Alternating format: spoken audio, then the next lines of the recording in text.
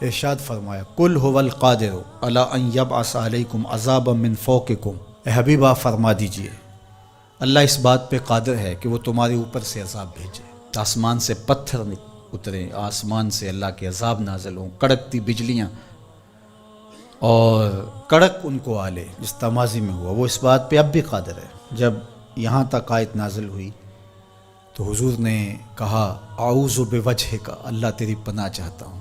پھر اس کے بعد یہ کلمات نازل ہوئے او من تحت ارجلکم، یا تمہارے نیچے سے وہ عذاب پیدا کر دے، زلزلے آئیں، طوفان آئیں اور تم مٹا دیے جاؤ۔ حضور نے پھر عرض کی اعوذ بوجہک۔ تیسری بات او یلبسکم شیعا ویذیق بعضکم باس بعض، یا تمہیں گروہوں میں تقسیم کر دے اور تم ایک دوسرے کی سختی کو سہو، برداشت کرو، ایک دوسرے کی تکلیف تمہیں پہنچے۔ تو حضور نے فرمایا ھذہ اھون یا ھذا ایسر، یہ آسان ہے۔ تو تین طرح کے عذاب ہیں جو اس آیت کریمہ میں ذکر کیے گئے، آسمان سے عذاب نازل ہو یا تمہارے نیچے سے وہ عذاب پیدا کر دے، اور تیسرا یہ ہے کہ تم تشتت و افتراق میں مبتلا ہو جاؤ، خانہ جنگیاں لگ جائیں، تم ایک دوسرے کو تکلیف پہنچانے کے درپے ہو جاؤ۔ یہ تیسری قسم کا عذاب ہے۔ اور مسجد اجابہ میں حضور نے جو 3 دعائیں مانگی تھی، اس میں تیسری دعا مانگنے سے روک دیا گیا، وہ یہی تھی۔ حضور مانگنا چاہتے تھے اللہ یہ امت فرقہ فرقہ نہ ہو، ٹکڑیوں میں نہ بٹے، یہ امت آپس میں ایک دوسرے کو توڑنے نہ لگ جائے، ایک دوسرے کے گریبان کو نہ نوچے۔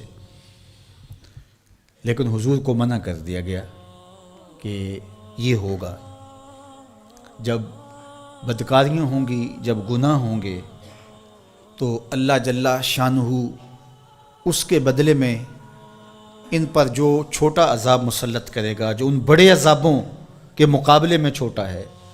علماء نے لکھا ہے، الزواجر میں بحث کی ہے صاحب زواجر نے کہ جو گناہ کو صغیرہ یا کبیرہ کہا جاتا ہے وہ بڑے کی نسبت سے صغیرہ کہا جاتا ہے۔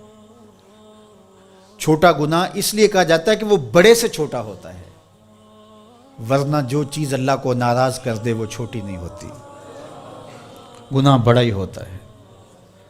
جو اللہ کی ناراضگی کا سبب ہو وہ چھوٹی چیز نہیں ہے، وہ بڑی چیز ہے۔ تو جو گناہ صغیرہ کہا جاتا ہے تو اس کا مطلب یہ ہے کہ بڑے کی نسبت سے چھوٹا ہے۔ تو جو چھوٹا عذاب کہا گیا تو چھوٹے عذاب سے مراد جو بڑے کی نسبت کم درجے کا ہے۔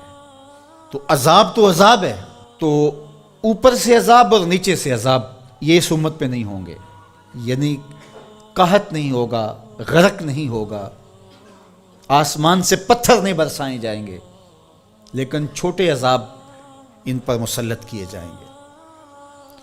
اور ان میں سے قرآن نے یہاں جس عذاب کا ذکر کیا کہ آپس میں تم الجھ پڑو گے، خانہ جنگیوں میں مبتلا ہو جاؤ گے، یہ تمہارے گناہوں کے سبب سے ہوگا۔ اور پھر جب الجھاؤ پیدا ہوتا ہے تو برکتیں اٹھ جاتی،